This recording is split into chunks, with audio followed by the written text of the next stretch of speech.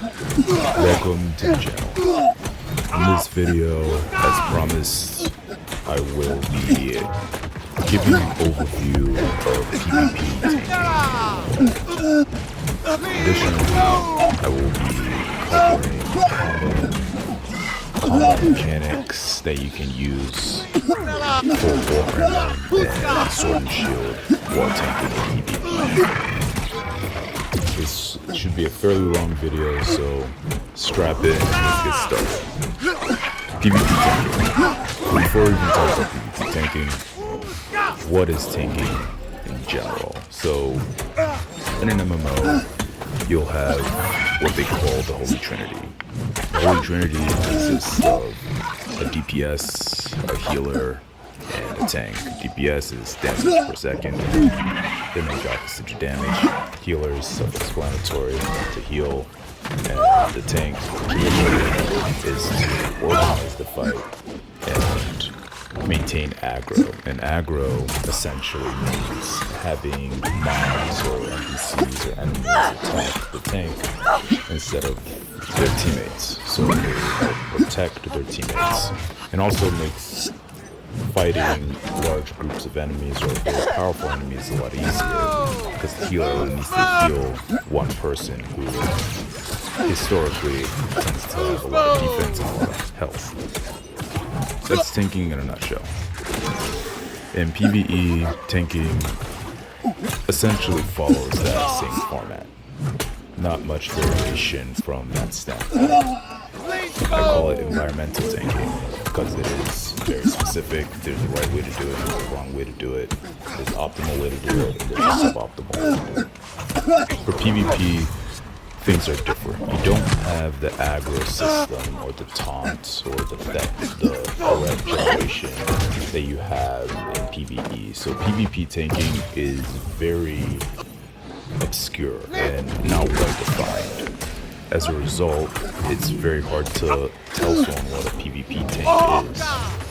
However, in New World and in many other games, there tends to be different archetypes or different ways that you can PvP tank.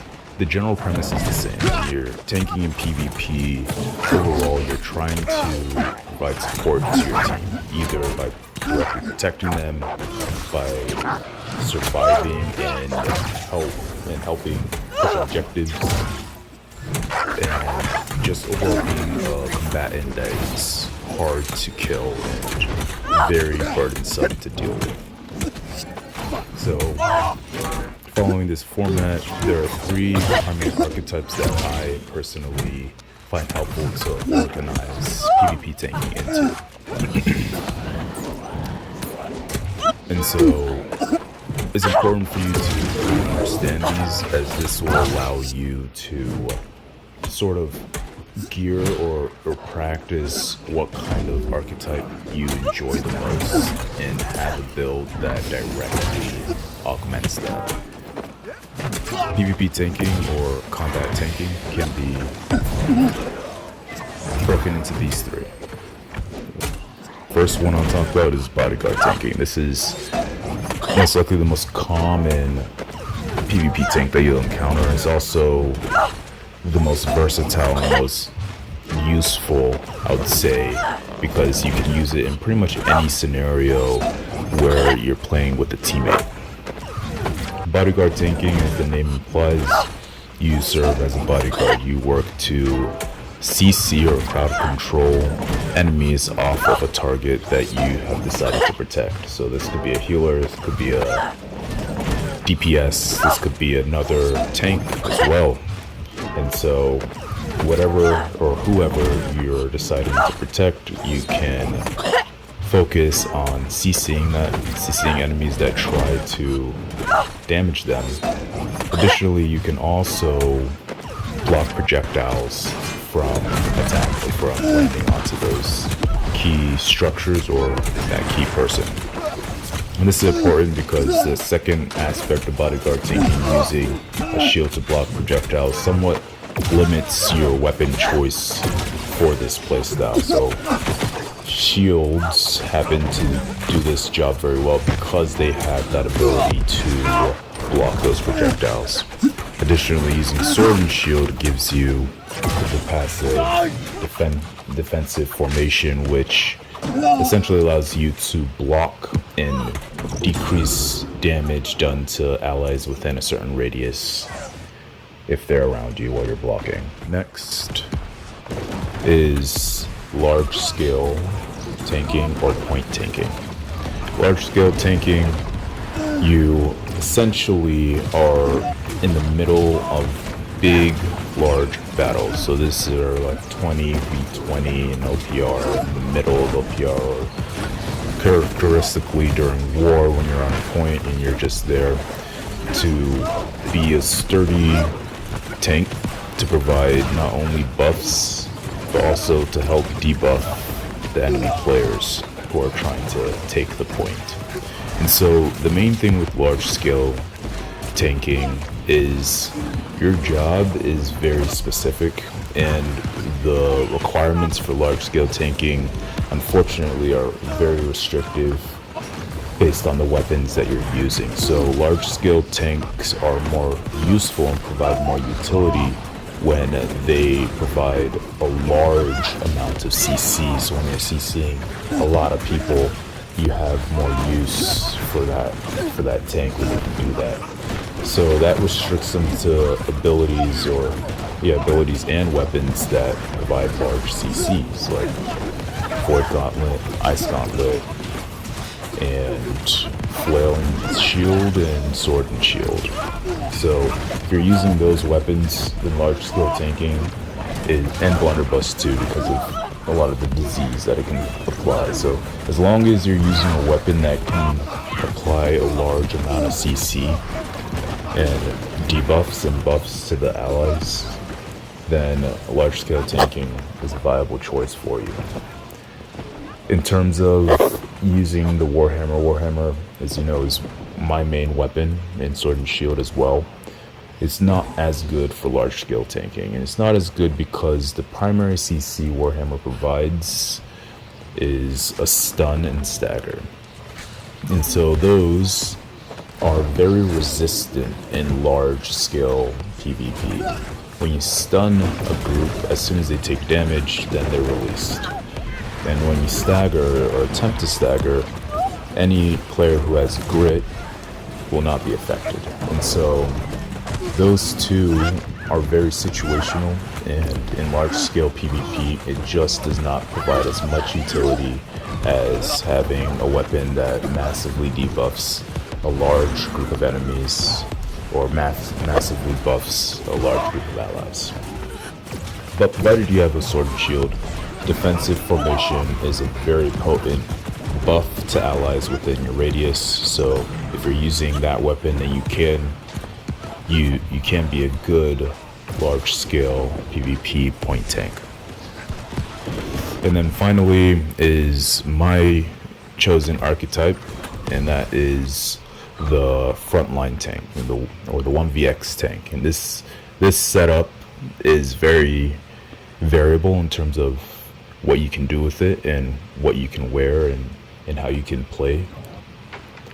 And the primary premise for the frontline tank is to venture as far deep into enemy territory as possible and hold off as many as you can at that given spot. So in general, you're trying to remove as many enemy soldiers from their army as possible.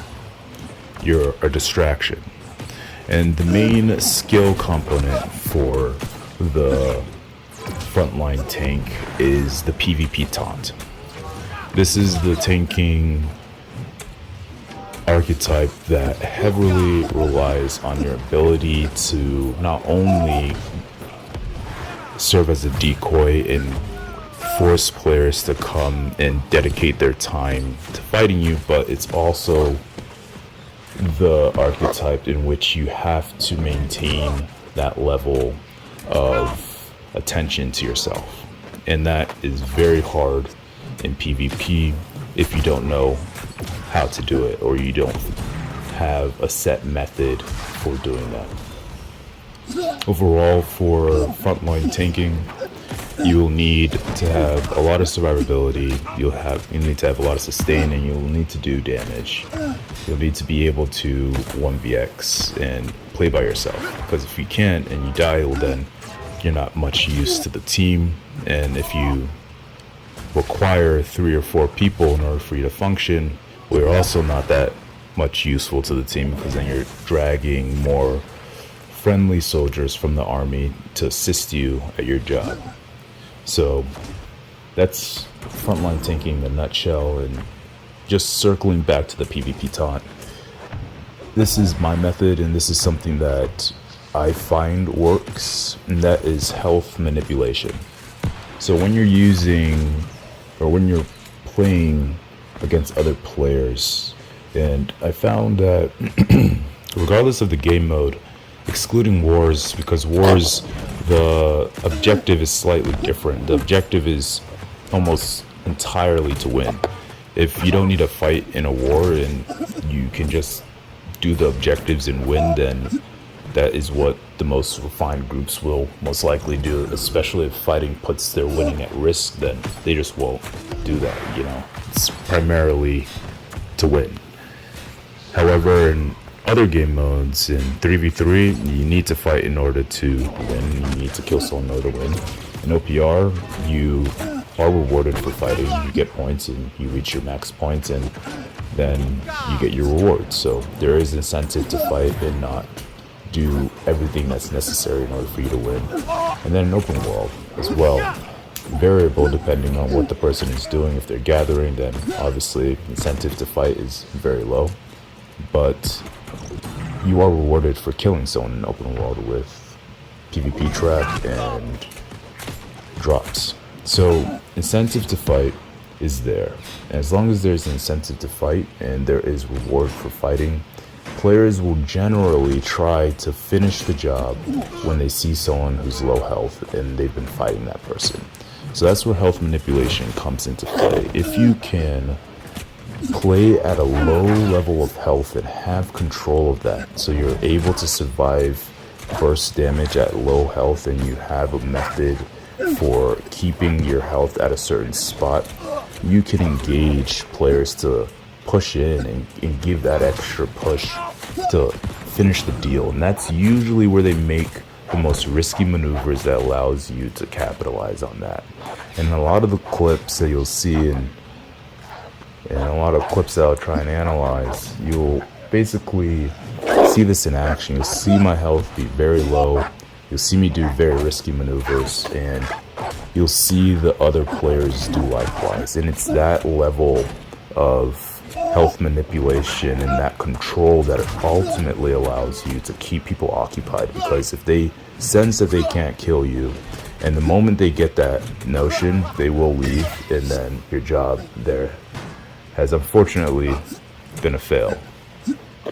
So keep them occupied, keep your health low, but also understand that low health at 24,000 health is actually a decent amount of health, and high health at that is very, very high. So play around with it and practice that and have that level of control and understand that it's risky.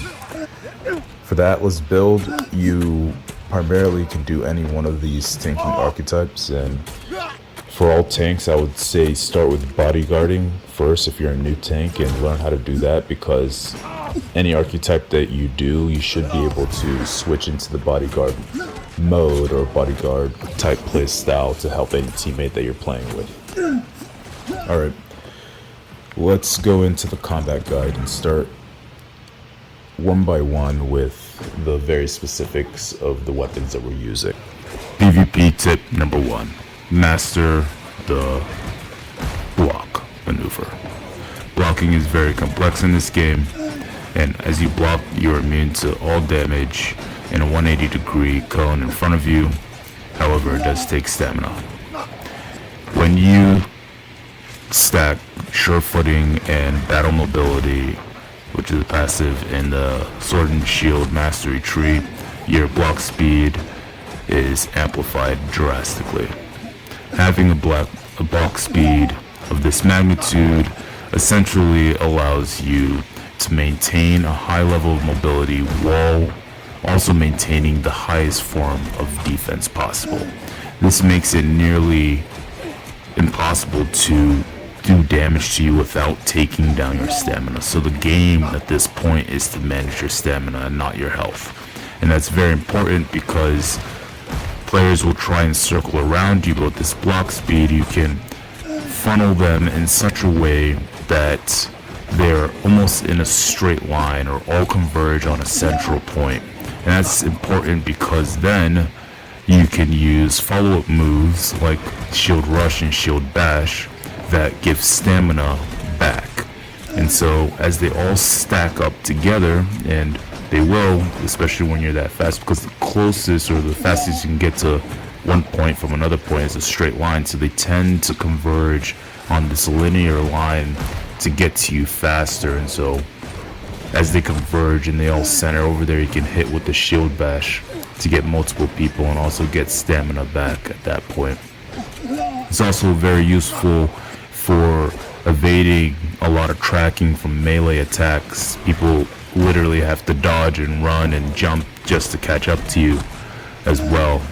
In terms of stamina management, jumping instead of dodging is also very useful. The worst you can do when you're blocking is to block and dodge and block and dodge, because then your stamina will not regenerate.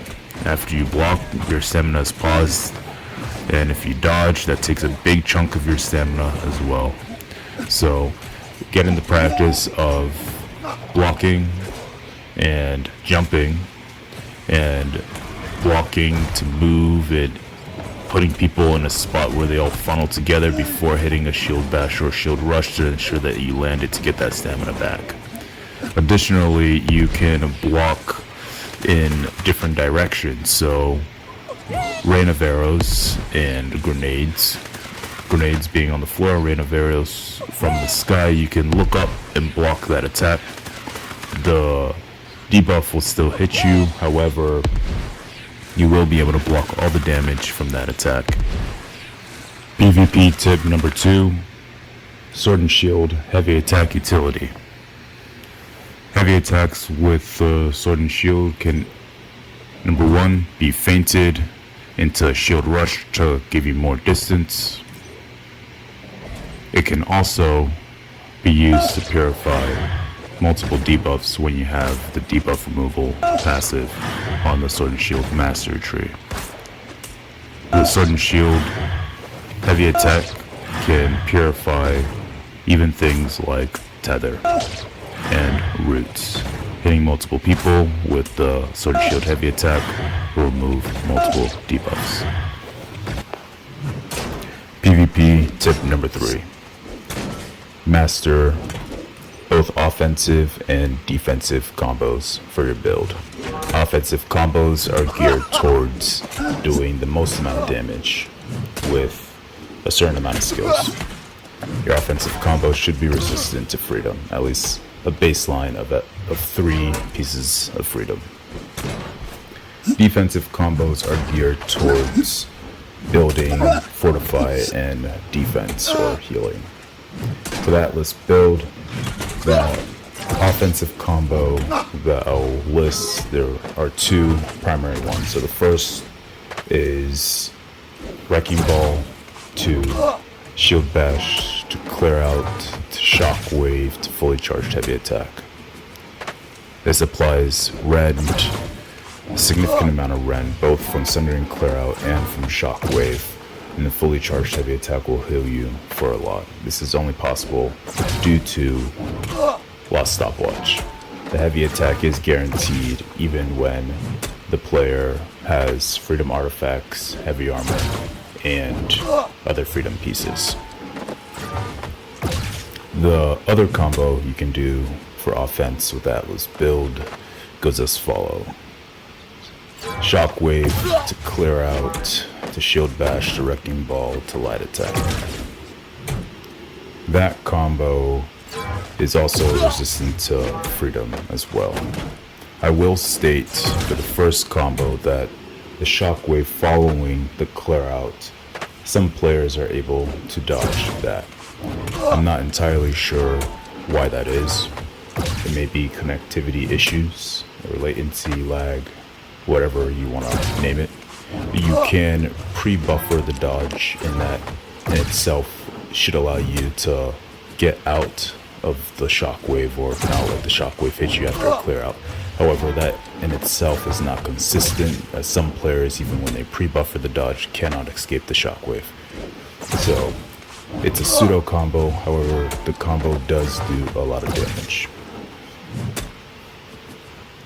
For defensive combos, there are two primary defensive combos I'd like to list for the Atlas build. The first is on an out of stamina opponent. When an opponent is out of stam, you can stagger them continuously. So clear out into Wrecking Ball, into Shield Bash, into fully charged heavy attack will apply fortified from both Wrecking Ball and clear out, and then the heavy attack should heal you. When you bar swap to do the heavy attack after the Shield Bash, you will lose the Wrecking Ball fortified. So if you are just concerned with maintaining that level of fortify being 20% and Wrecking Ball 20% are clear out, then you can remain on that bar and follow up with a light attack. Another combo for defense with the Atlas build is on any opponent that's hit with clear out. So you can perform a clear out into a shield rush, and that in itself will give you a lot of fortify. If a player does attack your block afterwards, then you'll gain even more fortify, and you'll be able to see the numbers for that respective defensive combo. Lastly, when you perform a combo, there is something called the Warhammer Pivot. The Warhammer Pivot is a technique that I use to attack players who perform a movement-based skill in the direction or in the opposite direction at which I'm facing. When you finish your combo, the player is liberated. And when that player is liberated, in most scenarios, they will either try to escape via dodge roll or escape via a movement skill. If they perform a movement skill or dodge roll that's directed through your character to land behind you, if you initiate a Warhammer Pivot, which essentially is you throwing either a Wrecking Ball after a heavy attack directly behind yourself, or performing a heavy attack after a light attack in the opposite direction of which you're facing, then you will catch them. So, to break it down, all that really is you're making a gamble. So when they do this attack, or when you finish your attack, if you throw your follow-up attack in the direction at which you anticipate they're going to move and evade to, then you will be able to land that follow-up. I say the Warhammer Pivot works for Wrecking Ball after a heavy, because a heavy is a chain finisher, so Wrecking Ball in itself is an ability that can be started immediately after the heavy attack. After a light attack, you can pivot into Wrecking Ball or to a heavy attack, because the light attack is still part of a chain, and heavy attacks can be chained from light attack, so you can do a light attack into a heavy attack for that pivot. PvP tip number 4. Utilizing the Warhammer feint. So with the Warhammer, you can obviously feint your attacks. You can either block cancel your Warhammer auto attacks, or you can completely feint the attack into an ability. However, you can take this a step forward to essentially decrease your heavy attack animation recovery, and you can speed up your sequence of attacks. So when you perform a heavy feint into an ability, the fainted heavy attack can be used to do damage. So essentially, that heavy attack is acting like a medium heavy attack. And so you can use that fainted heavy as a medium heavy attack prior to you throwing out your ability. So with this concept, the timing is extremely strict. And this is one of the techniques that I advise that you practice extensively, first on mobs and then on players. What it will do is it will essentially cut off the end tail of your Warhammer heavy attack animation prior to you going into ability. Additionally, you can sort of use it as a safe tool on any player that you anticipate will perform a counter attack off of that fainted heavy. So you can use the heavy as a feint, but instead of just using it as like a normal feint, you can actively try and attack with that fainted heavy. So if they dodge and counterattack and come back in, well then you've already hit them with the follow-up ability, and that's essentially what the feint does.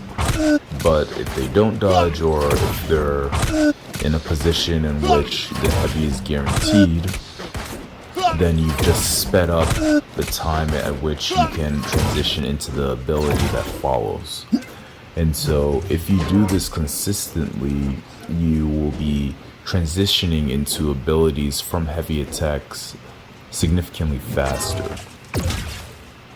And overall, just as a next, not even a next PvP tip, but just a follow-up for how this flows into combat, anytime you're using the Warhammer, you want to remain charging your heavy. So the heavy attack with the Warhammer is very slow, but there's a lot that you can do with it.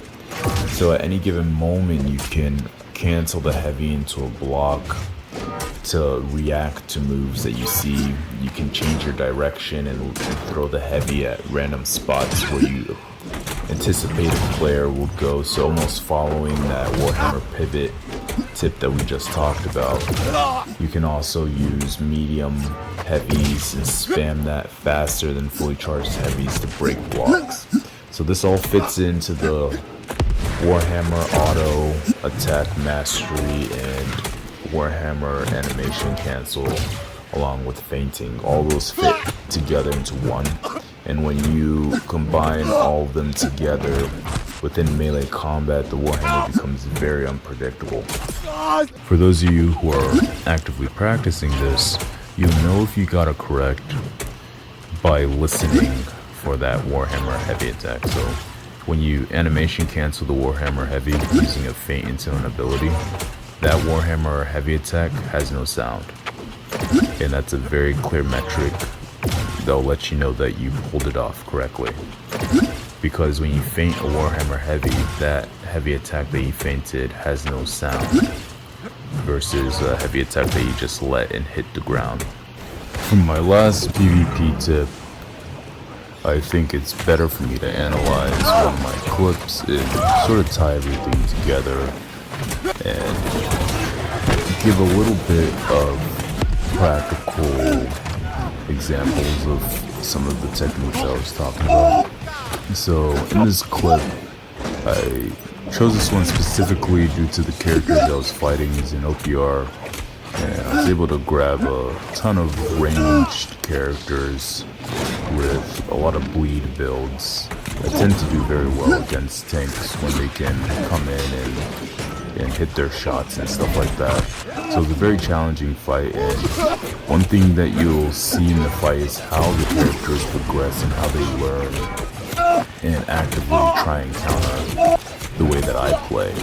And that's the fascinating thing about PvP and the fascinating thing about tanking in general. The fights that you encounter happen to be so long that players will learn as they fight you and try and get past your defense.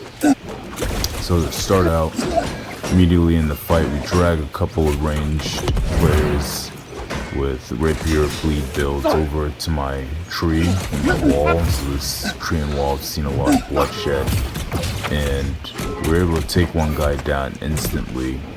And at that time, he was just trying to push in as much DPS as possible, trying to get the fight done nice and quick, which makes sense when you have 4 other people attacking with you simultaneously. In this fight, I'm using line of sight, and I'm using the wall to drag them into melee range. And that's how I'm able to take people out, because when they engage me in melee combat, I understand the risk of the bleed damage and letting that stack. But at the same time, they're also putting themselves at a significant disadvantage when fighting them. The thing that I try and look out for when I'm fighting these individuals primarily is to not let my health drop down too much, because as you can see, they do a lot of burst damage, and it only takes a couple of mistakes on my end for me to get completely not one shot, but for me to lose track of how much I'm manipulating my health. So I take cover on these trees, and most of them have died, or at least 2 of them have died at this point. And now they come back and they learn. So watch the way that they're playing. As one person goes in to do damage, the rest stay either far away enough that they can't get CC'd by Shockwave, my longest range ability, or they are completely away from the tree entirely. And that tactic is working for them, right? I'm struggling to try and get some hits in. My health is very low. I'm playing around with my stamina, and the bleed stacks are on me, and I don't want them to capitalize on that. However, my defense is high with sure footing and with my block speed, so I can maintain this high level of defense and maneuver around the tree to reposition myself to see if I can organize them in a way where I can get multiple people at once. I proceed to do CC combos, however, it's just not enough to take them down, because when they retreat into the open, and that either forces me into the open to capitalize on that and try and chase and secure the kill, but as I begin to chase people, the rest come into melee combat where they're powerful with their bleed stacks and try and get me with some of those. So it was a very interesting tactic to see, and as I was fighting this, I was thinking in my head, like, how do I even get on top of these last 3 individuals, because they came in reckless. They came in reckless and they started dying, their health started dropping, but then they started thinking a little bit more methodical with their play style, which I really enjoyed. Overall, I think one player ended up leaving the fight, which helped me turn the tide. So when that player essentially gave up, and it was just now from 1v3 to 1v2, well, the other player doesn't have enough damage to prevent me from straying into the open field. Before, I couldn't get into the open field without getting blasted by 2 other people when I try and secure the kill. So now it's me using my sword and shield light attacks to essentially put in light pressure onto the players, and then going into the big Warhammer CC stuns.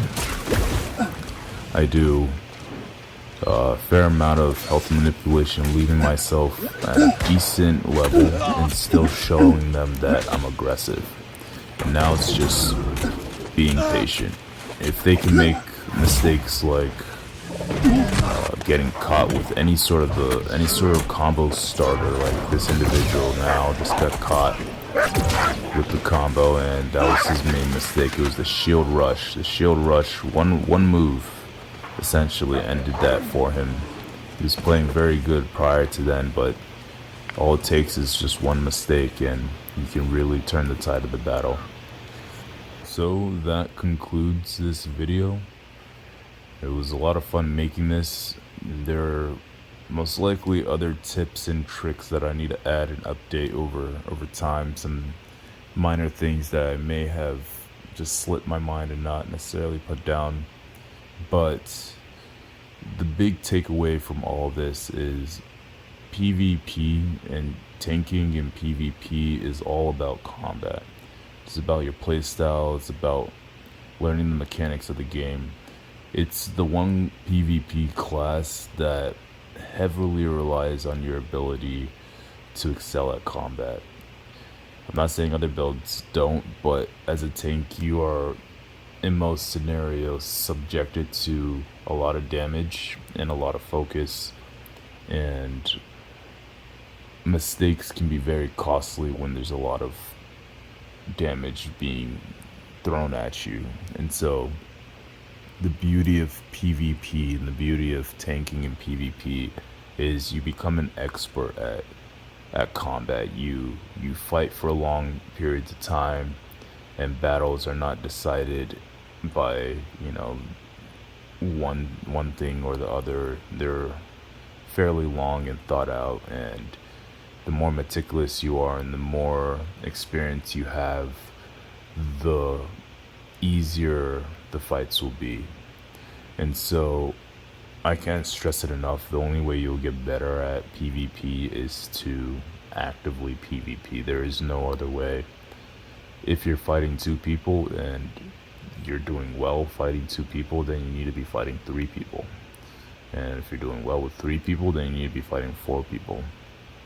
The best way to practice that I have found has been either group duels, and people on my server know that I just challenge random groups at any given time, and it's good to practice. It's very good to spar with other good players as well.